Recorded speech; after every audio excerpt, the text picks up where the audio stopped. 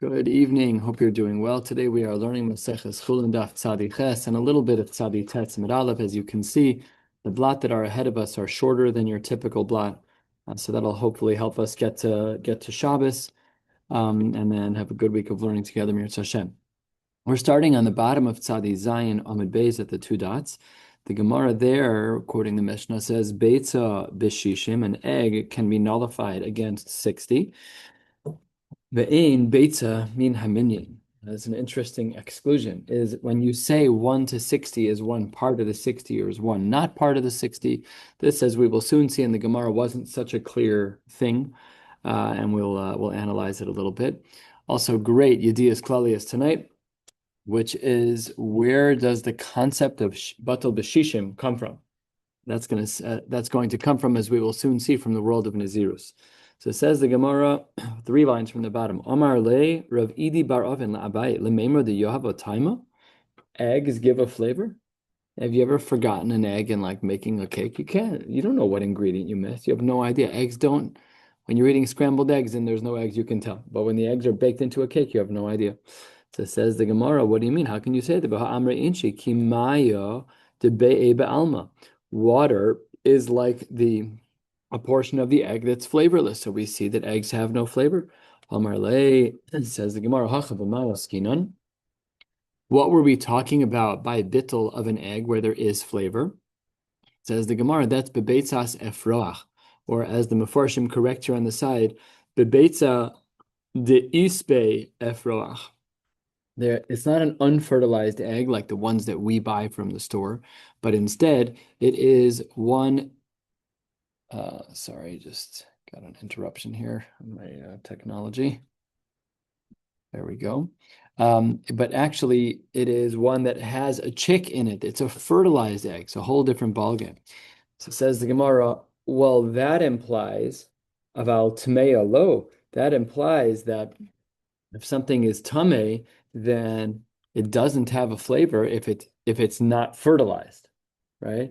If you're saying that a kosher egg that's fertilized has flavor, a kosher egg that's not fertilized doesn't have flavor, so then an ostrich egg should have no flavor, right?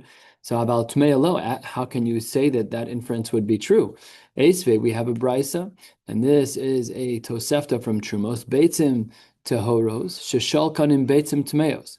Let's say that we have eggs from a tahor animal, such as a chicken, and they were shalkan, they were cooked, they were boiled with beitzim that are, in fact, tmeos. So imiesh behen beno sein tam kulan asuros.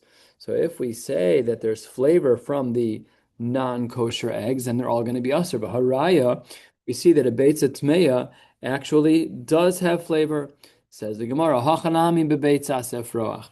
Really, what we're talking about is when we say in this tosefta beitzim tehoros, that's an egg that's unfertilized, and beitzim tmeos is with an efroach. It's kosher, but it's asur.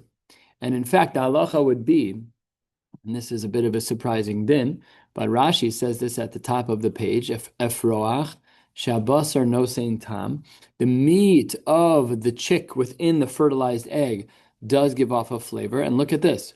Says the Gemara, v'lo shna, says the Gemara, says Rashi, v'lo shna tmeya, v'lo shna tahora. When it comes to nesinas tam, it doesn't really matter where it comes from, because at the end of the day, it's an animal that you're not allowed to eat. Denevelahi.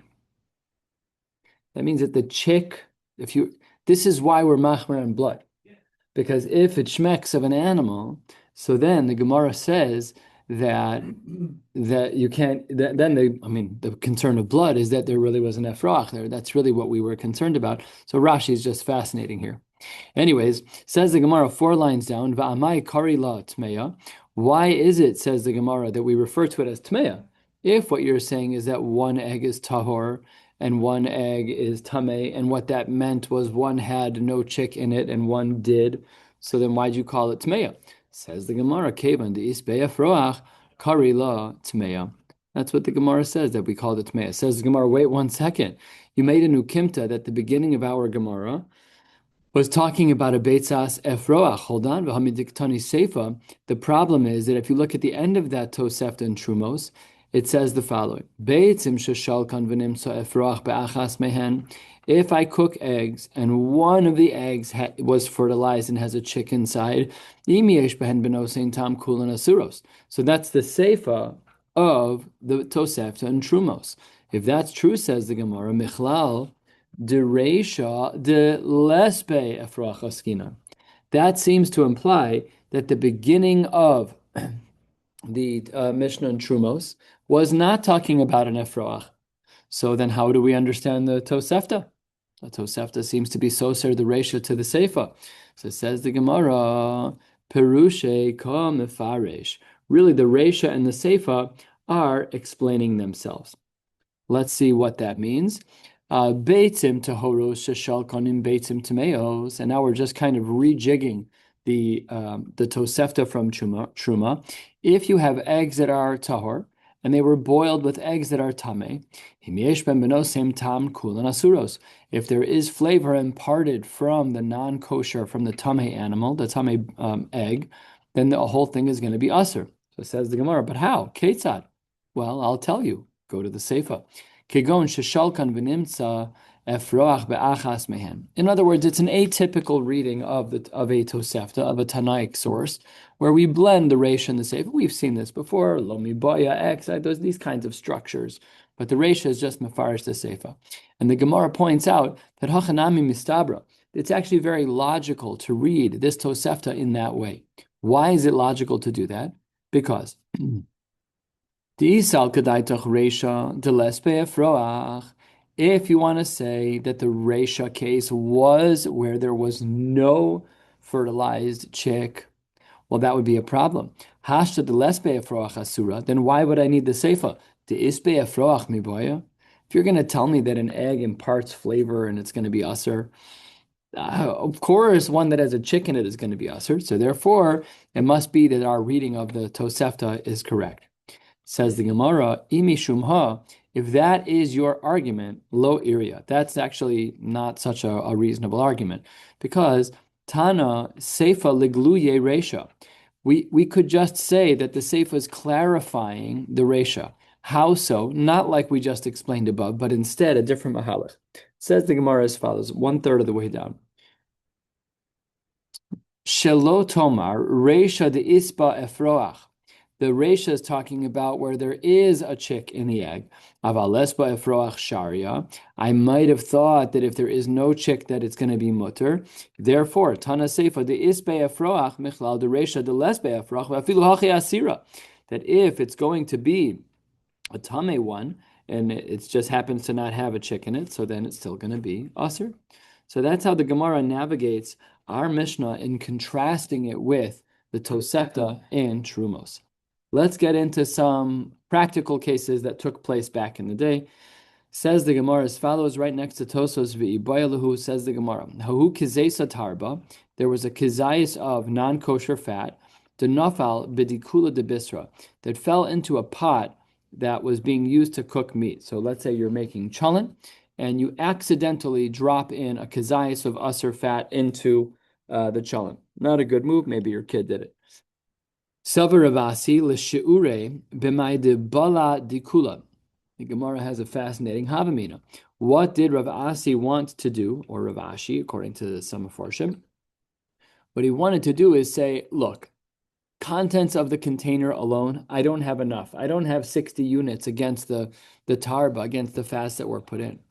But if I make an assumption of how much heter was absorbed into the walls, then I'll have enough. I'm going to just use pretend numbers. I have 59 measures of chullin against my 1 kizayis of fat, but I need a 60th. If I measure what was absorbed into the wall, then I'll have bittul. So that was the havamina of Rav Ashi. So Savar Rav Ashi l'shiure b'may de bala dikula. Amar le Rabbanan le Rav Ashi. That makes no sense. Atu de hetera bala de isura lo bala. I don't understand. You're trying to do this little math game. You're trying to say, okay, I've got 59 units of chullin. I need one more. Let me count the heter that's absorbed in the wall. Says the Gemara, well, that's great. The problem is that the walls don't only absorb heter, they also absorb isser. So you cannot do the math game that you would like to do. Then says the Gemara halfway down on Tzadi Ches Amud Aleph, Hahu palga de zesa, there was a half of a kazayas de tarba of fats de nafal b'dikula de bisra.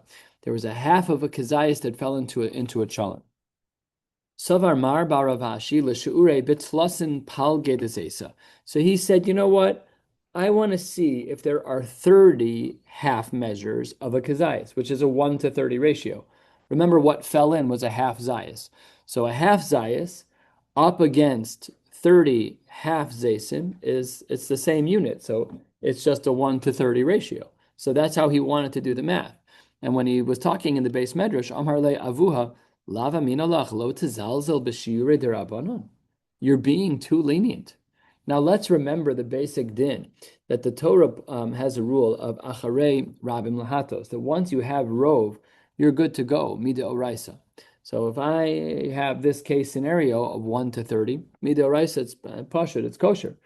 Now we have a shiur that we have to worry about, which is 1:60.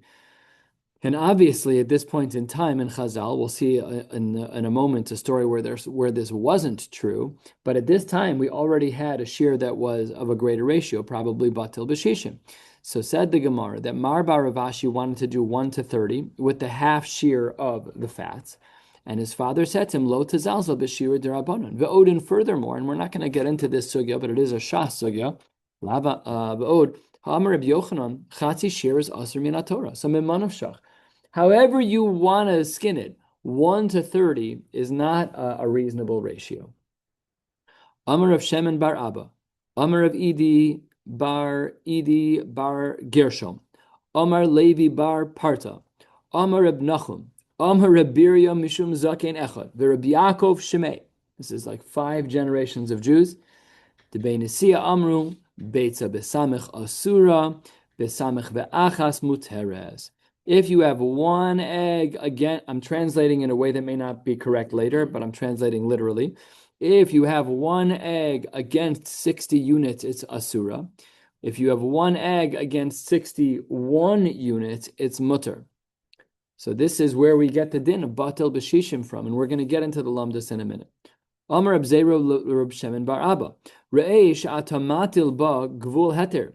I'm worried that you're kind of pushing the envelope and you can create a scenario where people might make a mistake and inappropriately think that bittul took place.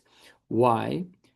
Because you read this statement of the Beinisia that Beitza b'shishim is asura and Besamech ve'achas, if it's in 61, then it's muteres. But that's not how everybody learned this. 2/3 of the way down, 3 lines before the wide lines. Sharei shnei gdolei hador lo pirshu es hadavar.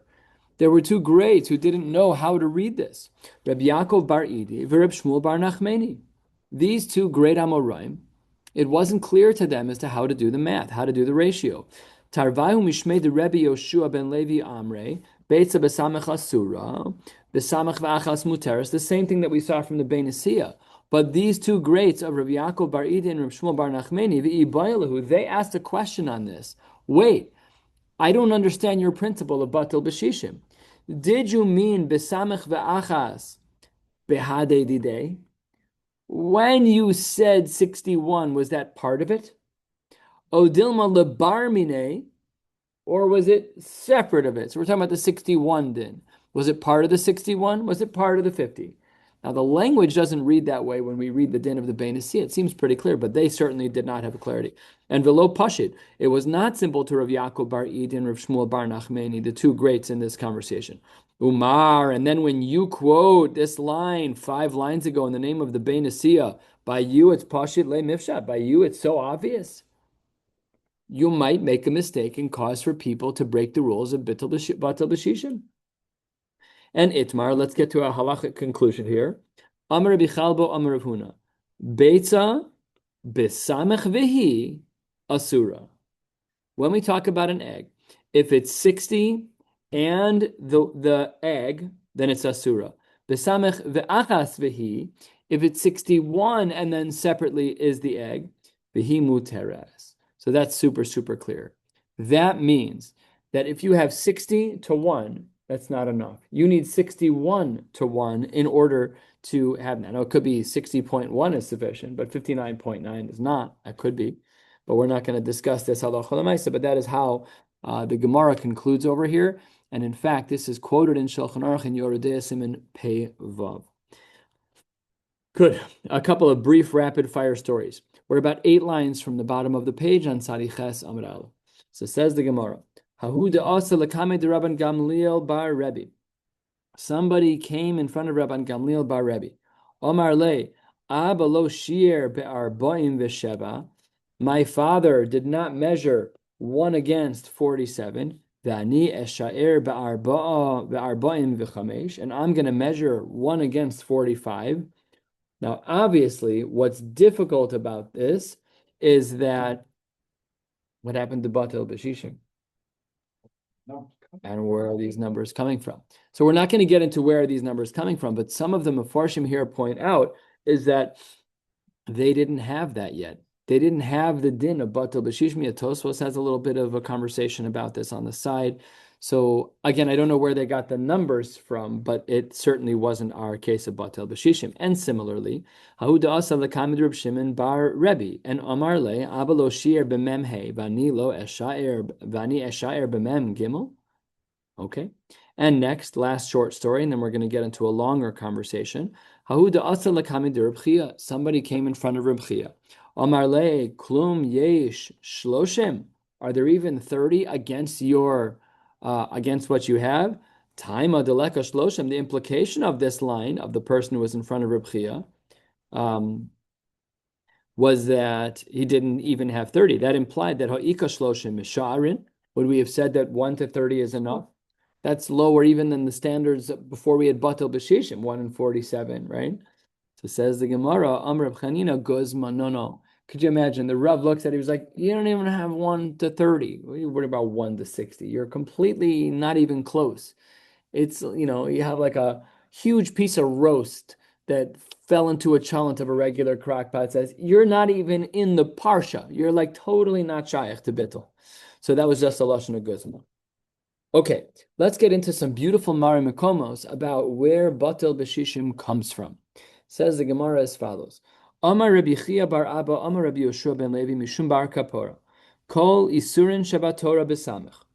All of the Isurin, when we talk about bittul, they are 1 to 60. Again, how we defined 1 to 60 according to Rav Huna above, and the one that's quoted in Shulchan Aruch Yoreh Deah Pevav, which is that it is going to be 61 to 1.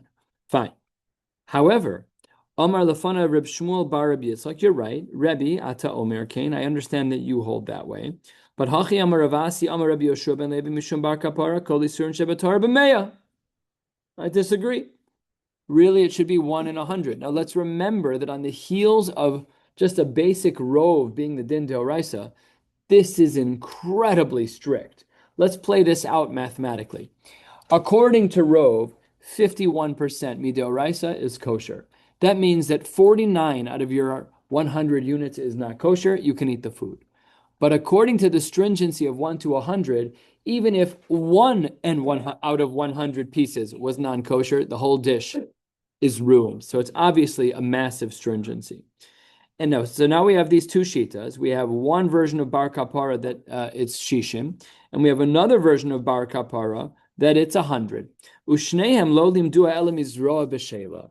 They learned this from the zroa b'shela, the foreleg of the ram that was part of the tara process of a nazir. Tirsiv, the pasuk says, "V'lakach hakohen es haziroa b'shela v'gomer." So by the El Nazir, the Kohen gets to eat the foreleg, and the rest of it is a korban. So says the Gemara, Vitanya, we have a brisa. And this is a brisa that I believe we've seen before, Vitanya. Bishela. What did you mean when you said the Zroa was Bishela? Top of Tzadi Chesam and Beis. We'll be heading about a third of the way down on Tzadi Tesam and Aleph. Ein Bishela ela Shlema. Says the Gemara, that means that it needs to be complete. And it's an interesting look at this great Rashi here. Ein b'shela ela shlema. Rashi says, Lonis paresh be'eze lashon. I don't know what language he's talking about. Tosvos. Ein b'shela ela shlema. Pirush b'kontrast to Lonis paresh be'eze lashon. V'nira lafaresh demashma b'shela kamo bashel la. Laman do'amar de gusha umapik hey. that it's kimo sheyeshla, klomar kimo shehi, bishel la, like itself. It's a grammatical answer within Hebrew on the mapik hey. Okay, that's beyond my knowledge base. I'm just pointing out that Tosos was not having Rashi's overly simplistic answer, and Rashi was not having Tosos's grammatical answer. Rashi knew grammar just fine. It wasn't the problem. Okay, so Shita number one of the Tanakama is the word b'shela means that it needs to be cooked shlema. Reb Shimon ben Yochai Omer ein b'shela ela sheniz bashla im ha'ayil. I disagree. It means not that it's complete, but that it has to be cooked with the ayil. And then the Gemara dives in. To Kulei Alma, according to both of them, the Tanakama and Reb Shimon ben Yochai, everyone agrees that the zroa, that the foreleg that the Kohen will eat, has to be cooked with the rest of the ram. Just that Mar Savar Mechatech La V'Hadar Mevashala, according to one shita, you first have to cut it and then cook it with it. And then Umar Savar Mevashala V'Hadar Mechatech La. First you cook it and only then do you cut it. So that is the difference between the Tanakama. We didn't get to our Batal B'Shishim yet. Let's see how we get there. We're on Tzadi Chesam Beis, 5 lines down. V'iba Yisema Dekule Alma Mechatech La V'Hadar Mevashala. Really, everyone agrees that what you're supposed to do is cut it first. So you shecht it, cut off the zroa, and then when you're cooking the ayil, you cook the leg with it. However, Mihu says the Gemara, Mar Savar Bahade Ayil Mevashala, Mar Savar Bektera Acheres Mevashala. According to one shita, you have to cook it with the animal, which is going to be Reb Shimon ben Yochai, and the shita that it says it's cooked in another kedera would have to be the Tanakama. Lelishna kama, according to the first approach, aliba de divrei akol, that works according to both shitas. But Lelishna basra is only aliba de Reb Shimon ben Yochai, where we see a difference of whether or not the leg was cooked together. The Lishna Basra, we're going back up to the top there. It's the Ve'ibais Ema that it was cut and cooked differently. Yeah, the Kuli Alma Mechatech La V'Hadar Mevashala, that they agreed that the leg was cut off first and cooked second. We just don't know. Again, the Tanakama holds it was cooked separately, and Reb Shimon ben Yochai held that they were cooked together. So the Lishna Basra, Aliba de Reb Shimon ben Yochai. Man to Amar B'Shishim, according to the Shita that holds 1 to 60, they were making an estimation of the volume of the meat with its skeleton of the zroa compared to the rest of the ram. Look at this. Man to Amar B'Shishim Savar Basar ve'atzamos bahade basar ve'atzamos misha'arinon. We look at the foreleg, flesh and skeleton, and compare it to the rest of the body, flesh and skeleton. V'havalei b'shishim. And for the average ram that was being used for the Nazir process, that was a ratio of 1 to 60. That's where we got batal b'shishim from. Good trivia question. Someone's going to say, what is batal b'shishim based on? You're going to say it's the ratio of the zroa of the ayil that was used to be metaher and nazir. And man de amar b'meya, according to the second approach that we saw in the bottom of Tzadi Ches Amud Aleph, Savar, he holds basar bahade basar misha'arinon. He holds we're only measuring fresh flesh. No skeleton was involved. And the zroa was really a very small piece of meat because it was just the lower part of the leg, not even the thigh part, just below the arkuba, just below the nail, below the knee. It says the Gemara, Manda Amar b'meya savar basar bahade basar misha'arinon v'havale b'meya. When you measure the volume of the edible meat relative to the size of the ayil, denominator, that is going to be 1 to 100. So that is where these unique shitas come from, a batal b'shishim and batal b'mei. Halfway down on Tzadi Chesma Beis, the Gemara questions this. Umi alfinon mina? Are we really able to learn both shitas, batal b'shishim and batal b'mei, from the El Nazir? How can you say that? V'atanya, we have a brisa referring to the El Nazir. Zehu heter haba michlal iser. This is a leniency that really came from what should have been Asr. So what does that mean by the El Nazir? Zehu lemeute mai, lav lemeute kol isurin shebatorah. I understand, the Gemara says, that when it comes to the zroa, I cooked a food that was only really, it was kachim effectively, that I was giving to the Kohen. And then the rest of the animal was given to everybody else. Now hold on one second. Am I allowed to eat kachim? No, I'm not a Kohen. I'm not allowed to eat kachim kalim. So if the zroa was cooked together with the meat, so obviously something very unique is going on here. So maybe zehu heter haba mechlal iser, maybe the leniency of the el nazir for us to eat the rest of the meat when it was cooked with the foreleg that was given to a Kohen. Maybe that's lav l'mu'ute kol yisurin shabbat Torah. Maybe that only applies by El Nazir, but by the rest of halacha, by all other areas of Isser that got mixed up, maybe we wouldn't have batel b'shishim and batel b'meya. Maybe we would have just said there is no percentage at which a food becomes mutter. Once there's any inclusion of Isser, it should be aser. So the Gemara is going to provide 3 answers to this question, and then we'll pause for the night.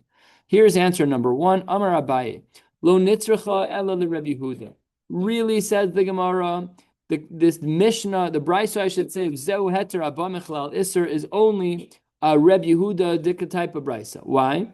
The Amar, in general, he holds min bimino is lo batil. Remember, we normally hold that any 2 things that are similar, if I have blood from a cow that's treif and blood from a cow that's tahor, min bimino is not batil. I don't care what the ratios are. Oh, well, then what about the El Nazir? By the El Nazir, the leg that's being cooked for the Kohen, the Zroa B'Shela, it's min bimino. It's the same exact material as the rest of the animal. If he held in general that min bimino is lo batil, throughout Shas he holds this way, as you can see on the side. So then kamash malon dahacha batil. Then the chiddush is that over here, only by El Nazir do we have a heter, but perhaps nowhere else do we have a heter. So maybe this din of Zehu heter was a way to kind of put an asterisk on the limiting din of Rabbi Yehuda, who holds min b'mino is lo batil. Oh, you're right. Normally he holds that. But Zehu heter haba mechlal iser, here by Zroa b'shela, we're going to say that min b'mino is batil. Says the Gemara, if that's true, then v'ligmar mine, then maybe what we should do is learn from Rabbi Yehuda to broadly break his rule and say, hey, Rabbi Yehuda must be wrong. We see by El Nazir that the Zroa B'Shela is now mutter, must be min b'mino is batel. Says the Gemara, no. Gali Rachmanu, we already know from another place in the Torah. V'lokach midam hapar midam hasair, some dinim from the world of Yom Kippur, that if there's blood of a par and blood of a sar that are mixed, tarvayu bahade adadininu v'lo batle. So says the Gemara, therefore it can't be that that's the case. We know that min b'mino is not batil. And therefore it's only a chiddush over here. Says the Gemara, umay chazis degamre mehayich, ligmar mehai. Why is it that you're taking the pasuk that we just learned from Vayikra Tes Zayin? Why are you taking that as the Mari Makom? Why don't you just learn the way that we wanted to learn, which is the way we explained Rabbi Yehuda within El Nazir, to say that min b'mino might be batel? Says the Gemara, you can't learn anything from El Nazir. Why? Because chidush hu, ume chidush lo gamrinon. We're not allowed to learn from El Nazir because El Nazir is a quirk in the system. What's the quirk in the system? The Zroa B'Shela goes to the Kohen, but it's cooked with the rest of the animal.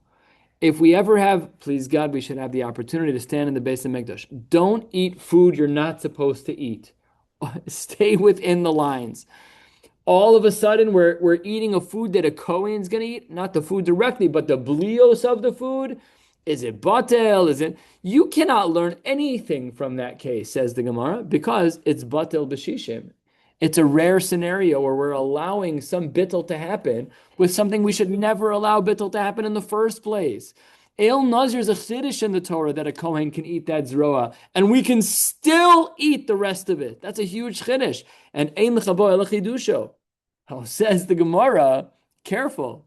Ihachi, if what you're telling me is that ein l'chabo el chidusho, that the din of El Nazir is a complete chiddush, well then how did you ever get to the drushas that Ihachi lemeya v'samech nami lo ligmar. Givaldic. You, you can't have it both ways. You can't say that there's such a chiddush in the world of Zerah B'Shela. No. We can't learn about the din of Rabbi Yehuda, min b'mino, batil, lo batil. We can't do that. It's too much of a chiddush. But you can learn batil b'shishim from there? It's either a chiddush or it's not a chiddush. Says the Gemara, that is not true. There's a distinction of when we are allowed to learn from a chiddush and when we are not. Atu anan lekula gamrinan? No. When is it that we're limited from learning a chiddush? That's when you're trying to make a kula.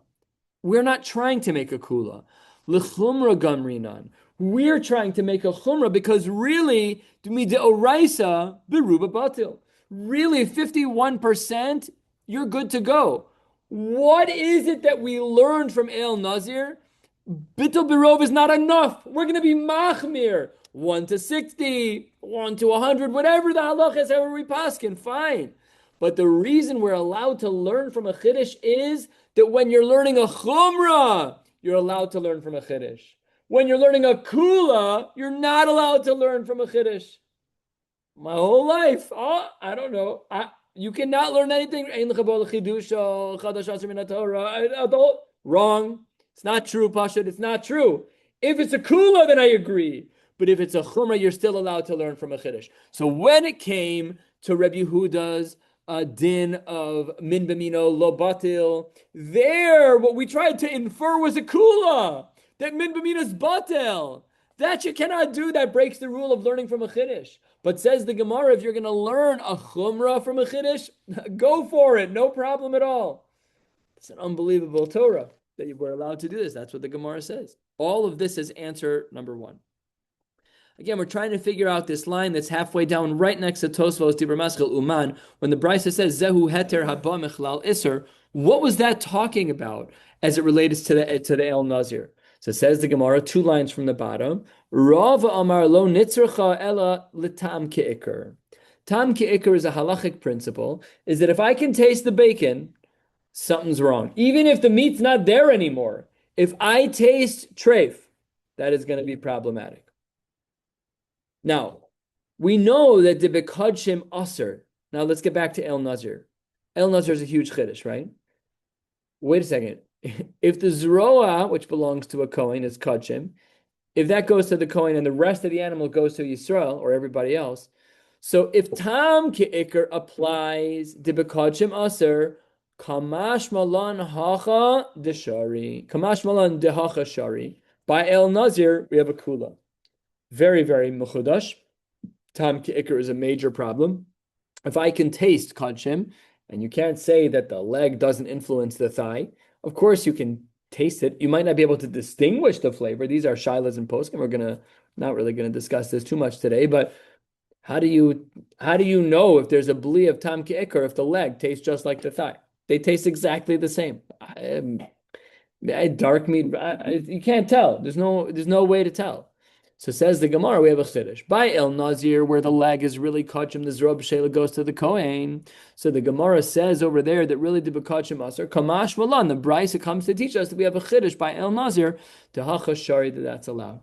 So says the Gemara, V'ligmar Minei, why don't we learn from there that Tam Ke'ikr doesn't apply by kachim? Why? Because we have precedents by El Nazir. Why is it that you're looking at El Nazir as a chiddush dekadin instead of looking at El Nazir as precedent making? To say that, no, I know, that's fine. There is no tam ke'ikr by kachim. How do I know? El Nazir. Says the Gemara, because we have another area of halacha where we see that kachim is usher in a tam ke'ikr format. Where do we see this? Top of Tzadi Tes Amud Aleph, says the Gemara, Gali Rachmana Gabe Chatas.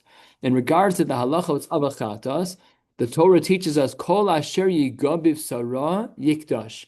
Anything that touches the meat of the chatas becomes holy like the chatas. Lihyos kamoha. Rashi, lihyos kamoha. Hanogea ba'ubala mimena. If there's any absorption from the chatas into another non-chatas animal, That non-chatas animals, Leos kamoa, shim psulati pasel. If the chatas gets messed up, that other animal will get messed up. Im kshera tochal, kichamor shiba. Whatever the rules are of one applies to the other. So what do we see? We see that kachin is usher in tam ki'ikr. Because if a chatas has a blia into another food, we say that it's usher. So therefore, you can't learn from El Nazir because we have a competing factor in the world of chatas. You're right, El Nazir looks that way, but maybe it's not precedent making. Maybe it's like the Gemara initially presented. It's the exception and it's not the rule. And then the world of chatas, it shows us the broader rule. So says the Gemara, Umay chazis de gamrinan mehayich. Hold on 1 second, says the Gemara. Why is it that you're saying that the rule is chatas and the exception is el nazir? Maybe it's the exact opposite. Ligmar mehai. Says the Gemara, we cannot learn from el nazir as to what the rule is because chidushu umechidush lo gamrinan. You can't learn from el nazir. That you can't do, like we saw earlier. Yihachi, according to this approach within Rava, second Amora being asked the same question, Lemea v'shishim nami lo ligmar. If you're going to tell me that El Nazir is going to be a chiddush and the Zrob B'Shel is a chiddush, and therefore you can't learn from it as it relates to this din of Tam Ke'ikr, well, I don't understand. How is it that you were able to learn anything from it, including this idea of Batal B'Shishim and Batal B'Meya? Says the Gemara, same answer as before. Anan lekula kagamrinan. Do you think that we're trying to learn a leniency? No, we are lechumra kagamrinan. We are trying to learn a stringency. Temida oraisa beruba batil. And this is answer number 2 about how we're able to learn certain things from batil from the El Nazir, from the Zrob Shela.